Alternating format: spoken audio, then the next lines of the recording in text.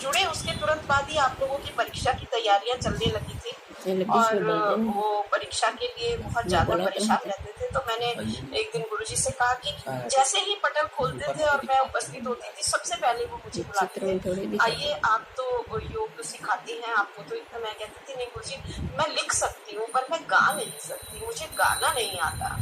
तो वो कहते थे अरे ऐसा कैसे, तुम्हारी तो बोली इतनी मीठी है, तुम तो बोलती इतना प्यारा हो, तुम्हारे में तो सुर बसा हुआ है, तुम बस जरा सी मेहनत करो। तो मुझे लगता था कि जैसे छंद गुरु ने पकड़ के मुझे बताया कि नहीं मुझ में छंद जिंदा है, मुझे छंद लिखना, ऐसे ही इस गुरु ने मुझे पकड़ कर बता दिया कि कहीं ना कहीं सुर है कोई जो कि गुरु पकड़ रहा है। मैंने 2-2.5 महीने और सिर्फ सरगम जो अलंकार है, मेरे ख्याल 11 अलंकार गुरुजी ने हमें कराए, 11 या 12 अलंकार। और वो बैठते ही सबसे पहले मुझे कह देते थे अच्छा निशा सुनाओ, आप आइए और सुनाइए। और मैं सबसे पहले अपने अलंकार सुना देती थी, जितने भी वो लिखवाते थे, उसके बाद मैं बैठ के सबका सुनती थी और मैं साथ साथ सबके गाती रहती थी। तो वो हमेशा सबसे कहते थे देखो ये अपना गाने के बाद सबके साथ गाती है तो इसको बहुत जल्दी याद हो जाएगा। लेकिन मुझे क्या पता था कि मैंने उनसे कहा कि आप अगर परीक्षा कर रहे हैं तो आप परीक्षा पर ध्यान दीजिए और क्लासेस थोड़ी देर के लिए बंद कर दीजिए।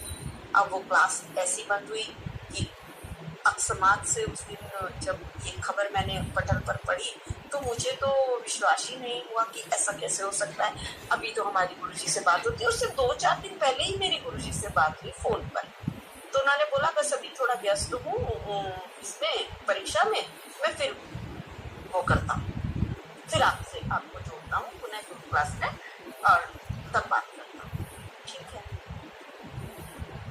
प्रभु की इच्छा तो नहीं पता होती है कि कहाँ है, कैसी है, क्यों है, लेकिन सभी लोग ये कहते हैं कि जो होता है अच्छे के लिए होता है। अब इसमें प्रभु ने क्या अच्छा देखा और क्या हुआ, क्या किस अच्छे के लिए उन्हें पुनर्जीवित करने के लिए या उनकी जो विरासत है उसको आगे पहुंचाने के लिए जो गुरु दीदी का एक प्रतिभाग होना चाहिए, वो गुरुजी के रहते शायद नहीं हो पा रहा था। और वो इस बात को शायद महसूस कर रहे थे, इसीलिए वो बार बार गुरु दीदी से कहते थे कि तुम्हें ही संभालना है, तुम आओ, तुम इस चीज को देखो। उन्होंने इतना परिपक्व कर दिया उनको संगीत में कि अब उन्हें कोई कहीं व्यवधान नहीं है संभालने।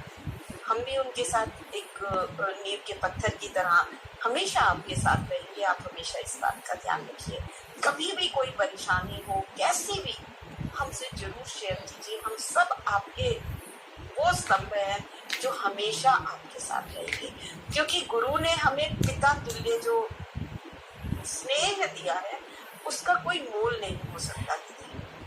आपका स्नेह, उनका प्यार, गुरु माँ का आशीर्वाद हमेशा इस समूह पे बना रहे। इस